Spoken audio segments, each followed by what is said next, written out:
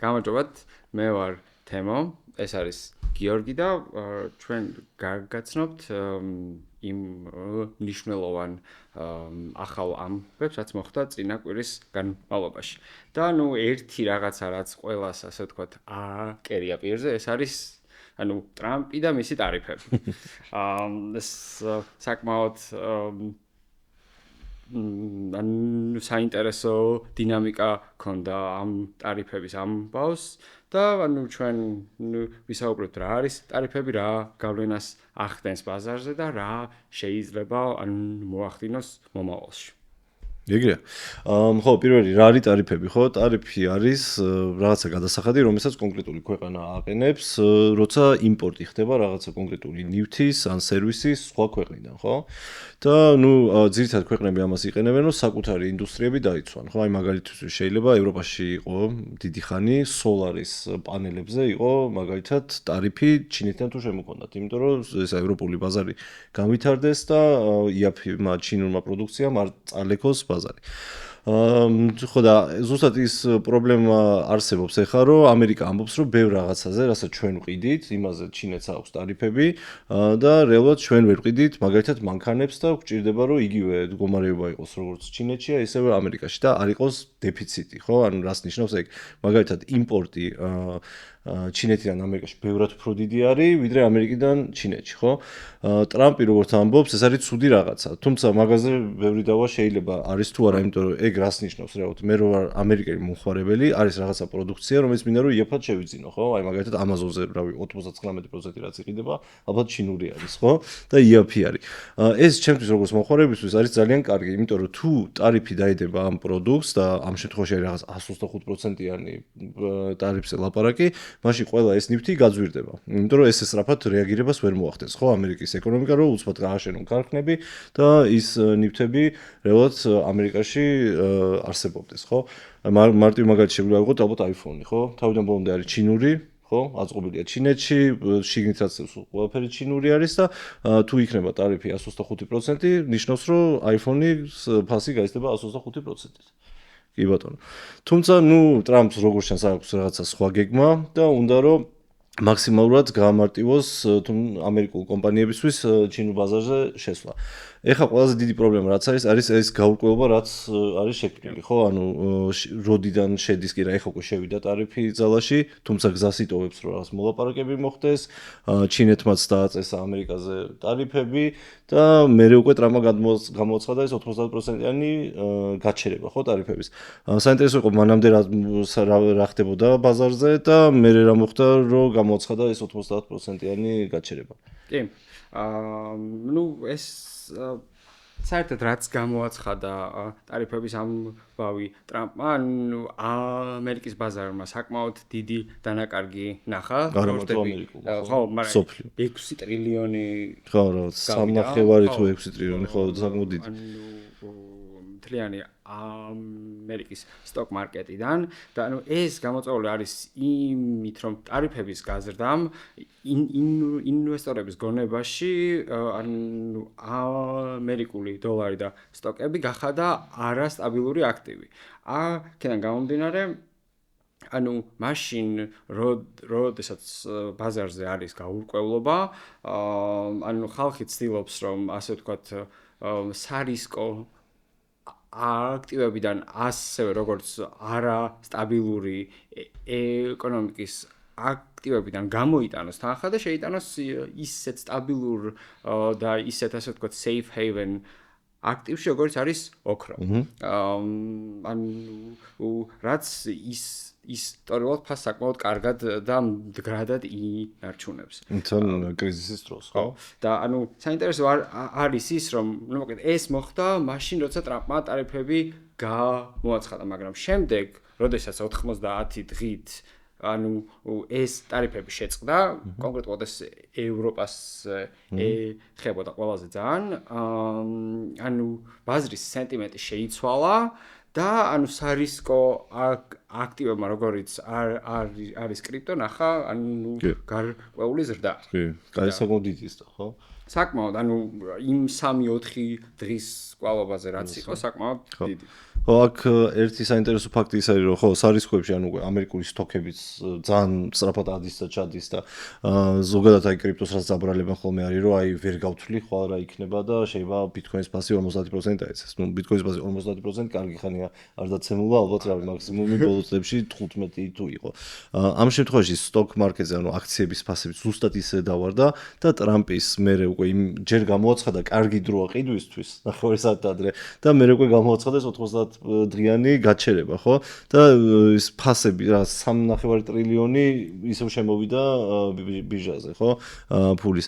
ანუ რეალურად ერთ ადამიანის სიტყვაზე ძალიან ბევრი რაღაც არის დამოკიდებული და მე არ მახსენდება ისტორიაში ესეთი მომენტი, რომ თუნდაც ამერიკის პრეზიდენტს ესე შეეძლო რაღაცის თქმა და ესე უცბად რეაგირება ხდებოდეს ბაზარზე და ამ რაღაცა გაურკვევლობის შექმნა შეეძლოს ერთ ადამიანს, როგორც ტრამპ შეუძლია, რაც საკმაოდ რთულად უკვე ვეღარ ვაფასებთ რა ხვალ რა იქნება, უკვე რთული სათქმელი ხდება, ხო, რომელს რა შეეხება და როგორ. ხო, ანუ აშკარად ერთი ადამიანის ირგვლივ ტრიალებს მთელი ეკონომიკური სენტიმენტი. თან სოფლიო ეკონომიკის. ხო, და ანუ ფასი რა არის? ანუ ფასი ყოველთვის დამოკიდებული არის ანუ ხალხის დამოკიდებულებაზე ამ კონკრეტული აქტივისადმი. ანუ თუ ხალხი თვლის, რომ ეს აქტივი არის სასურველი, ისინი ყიდულობენ, მოთხოვნა იწევს, ფასიც ანუ იწევს. მაგრამ ხო, თან ანუ მომავალზე ორიენტირებული არის, ხო? ანუ დღეს ან მაგალითად კომპანია Nvidia რო ავიღოთ, ხო? Nvidia დღეს ივაჭრება შემოსავლის რაღაც მაჩვენებელი, ხო, აქვს თქვა 1 მილიონი და 60-ჯერ უფრო დიდ X-ით ივაჭრება, ხო? ეგ რას ნიშნავს, რომ მე მაქვს მოლოდინი, ანუ უბრალოდ ინვესტორს აქვს მოლოდინი, რომ ეს კომპანია 60 წელი შეძლებს, რომ თამაში იყოს და ეს მოგება აჩვენოს, ხო? როცა უკვე ძალიან დიდი გაურკვევება შემოდის, ანუ ყველა აქცია არის რეალურად მომავალზე გაკეთებული აქცენტი და არა დღეს რა აქვს შემოსავალი, ან მომავალში შეძლებს თორე იგივე შემოსავალი გქონდეს. როცა უკვე ესეთი გაურკვევება ხდება ბაზარზე, რომ Nvidia რომელსაც ჩიპები ჭირდება, ხო, იმისთვის რომ იმუშაოს ეს ჩიპები ჩინეთიდან მოდის, უკვე სერიოზულ პრობლემის წინაშე დგება და გაუგებარი ხდება, შეძლებს თუ არა რომ შეინარჩუნოს ბაზარზე ის პოზიცია, რაც დღეს გააჩნია. შესაბამისად, ყოველთვის კარგი არის სოფლიო ბაზრისთვის, ამერიკის ბაზრისთვის, კრიპტო ბაზრისთვის, ნებისმიერ ბაზრისთვის, რომ ვიცოდეთ ხვალ რა შეიძლება მოხდეს და შესაბამისად ესეც უკეთესად აისახება ფასებზე. ეხლა საინტერესოა ის, რომ რამოდენიმე ქვეყანამ უკვე, ანუ ტრამპმა ხომ მთელ სოფლიოს დააწესა ეს ტარიფები, რამოდენიმე ქვეყანამ უკვე შევიდა მოლაპარაკებაში, ევროკავშირმა გამოაცხადა, რომ ჩვენ ვაპირებთ, რომ დავაბალანსოთო დეფიციტიო და რაღაცა 0-0 შეთავაზება ქონდათ, რომ ნუ ესე დავიწყოთ, რომ ანუ ჩვენც არ დაგაწესებთ და ხო. არ ჩენო, მაგრამ საინტერესოა საბოლოოდ როგორ დასრულდება ეს მოლაპარაკებები, ანუ ტარიფები ანუ რეალურად არ აწყობს არავის, ნუ გააჩნია როგორი პერსპექტივით შევხედავთ. ამერიკისთვის პოზიტივი არის ის, რომ ანუ წარმოებლებს იმის ასე ვთქვათ, იმის мотиваცია აქვს, რომ ამერიკაში აწარმოონ პროდუქცია, მაგრამ ნუ ყველანაირი იმპორტულ ანუ პროდუქციაზე მათ მოუწევთ მეტი თანხის გადახდა, რადგან კომპანიები ანუ ჯერჯერობით რაც ვნახეთ განცხადებები თავის თავზე ამ ხარჯის აღებას არ და მოხმარებას მოუწევს სპორტს. რა თქმა უნდა. ხო, იცი რა არის ამ ტარიფები ჩემი აზრით გარკვეულწილად შეიძლება გამართლებული იყოს, როცა რა სტრატეგიულ მნიშვნელოვან რაღაცას ეხება. ეხლა მაგალითად Amazon-ზე ხა პლასმასის სათამაშო ბავშვის რო იყიდება, ის მაღაზიაში შეიძლება არ იყოს ტარიფი რა, ჩემი აზრით. ეხლა ჩიპებზე და რაღაცა ეგეთ თემებზე და დიდ ინდუსტრიებზე, რომელიც ამერიკაში არის და გინდა რომ დაიცვა ეგ ინდუსტრია, ეგ მიღებული სიტუაცია და ბევრი ქვეყანა იყენებს და ევროკავშირიც მაგასაც მაგალითად ძალიან აქტიურად იყენებს და რაღაც კუთხით ტრამპი იმაშიც მართალი არის, ჩემი აზრით, რომ ჩინეთს კუთხით ებრძვის, რომ უნდა რომ უფრო თავისუფალი გახადოს ჩინური ბაზარი ამერიკულ კომპანიებისთვის. ხო, ეხლა მაგალითად იგივე Facebook-ი, Meta, Google-ი და ასე შემდეგ ვერ შედიან ჩინურ ბაზარზე, ხო? ანუ შეიძლება ეს ტარიფი არ არის, მაგრამ შეზღუდვები არის და თავისუფლად ვერ მუშაობენ, ხო? ანუ თავიანთი სისტემა, ანუ აქვთ ყველაფერში, მაგალითად, ანუ ვერც YouTube-ს, ვერც Facebook-ს ვერ გამოიყენებ, ამიტომ აქვთ WeChat-ი, რომელიც ანუ თავიანთი სუპერ პია, ასე ვთქვათ, თავისი გადახდების სისტემა ყველაფერი აქვს მოკლედ.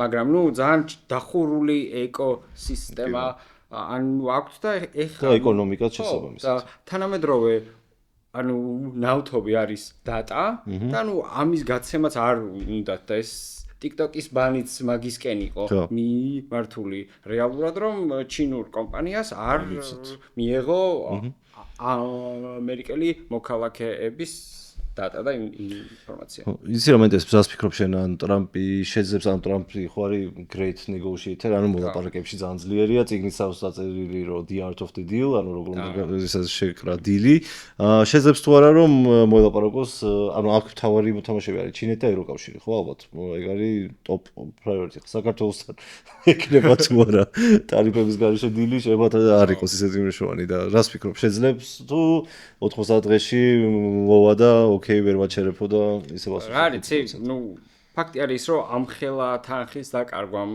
stock market-დან საკმაოდ დიდი ნეგატივი გამოიწვია. ანუ აქენ გამო ჩვენ ის და გავთვალისწინოთ რომ ტრამპი კი ძალიან ბევრ რაღაცას ამბობს და ძალიან ბევრი რაღაც შეუძლია, მაგრამ ტრამპს ყავს ძალიან დიდი ბლოკერი, რომელიც არის კონგრესი და ანუ ყველა ვარიანტში მოუწევთ გარკვეულ კომპრომისებზე წასვლა, რადგან ეს როგორც არის ეხლა და როგორც მიდის, ეს არ არის მისაღები არავისთვის. ანუ საუბარი იყო რამოდენიმე ადამიანმა, ანუ რეცესიაც კი ახსენა. Goldman Sachs-მა ჯერ ახსენა და მე გავუქმო იქ ნახე. კი. ხო და ანუ ჩემი აზრით კი და საბოლოო ჯამში დაბალანსდება, მაგრამ ეს ასე ვთქვათ, როგორ დასრულდება ეს ტარიფების ამ პავი და განსაკუთრებით ესეთ გაურკვეველ სიტუაციებში, ანუ ძალიან კარგად გამოჩნდა ჩემი აზრით ციფრული აქტივების როლი კონკრეტულად ბიტკოინის, რადგან როგორც ოქრო, ანუ ძალიან ბევრი ინვესტორისთვის ასევე ბიტკოინიც გახდა ასე ვთქვათ safe haven ასეთი.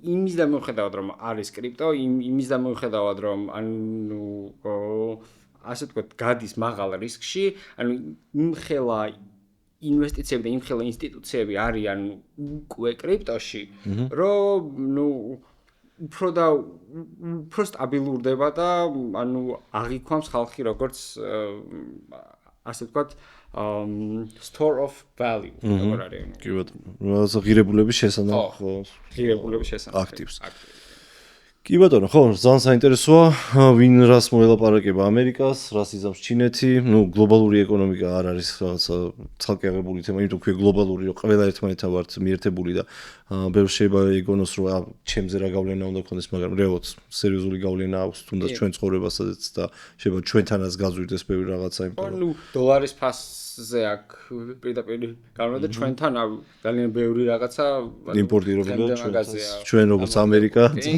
იმპორტზე დამოკიდებული ქვეყანა ვართ ცოტა სხვანაირად მაგრამ მაინც კარგი ეს რაც შეეხება ტარიფებს კიდე რამე საინტერესო თემა გვაქვს ამ კვირაში რაც უნდა განვიხილოთ რა ერთი ანუ ამ კალიბრის არა ამ კალიბრის არაფერია ის ტიპა რაღაცები იყო განსაკუთრებით კრიპტოს ნაწილში რომ ანუ 2020 წლიდან რა დავაც ქონდა Ripple-ის კომპანიას ვინც მათ უკან დგას ანუ ამერიკის SEC-სთან Stock and Exchange Commission-თან მათ ასე ვთქვათ რეგულატორთან ამ დავაზე ნელ-ნელა მიდის შეთანხმება რომ აღარ გავაგრძელოთ და შევთანხმდეთ და სხვა შორის ბევრი საქმე რაც იყო წარმოებული კრიპტოკომპანიების წინააღმდეგ ყველა გაჩერებულია და ყველა მიდის ამ ასე ვთქვათ რეზოლუციისკენაც საკმაოდ საინტერესოა ანუ კრიპტოს მომავლისთვის და ეს რაღაც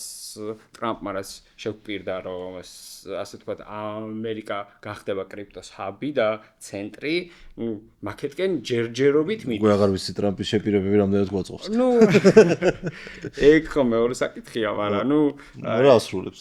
ტარიფების წინასწარ განცხადებული ის ამბავი. ეს პოლ ატკინსის რაზეც წინაზე ვისაუბრეთ დაინიშნა. SEC-ის ასე ვთქვათ, ანუ დირექტორად ეგეც ძალიან საინტერესო და ხელსაყრელია კრიპტო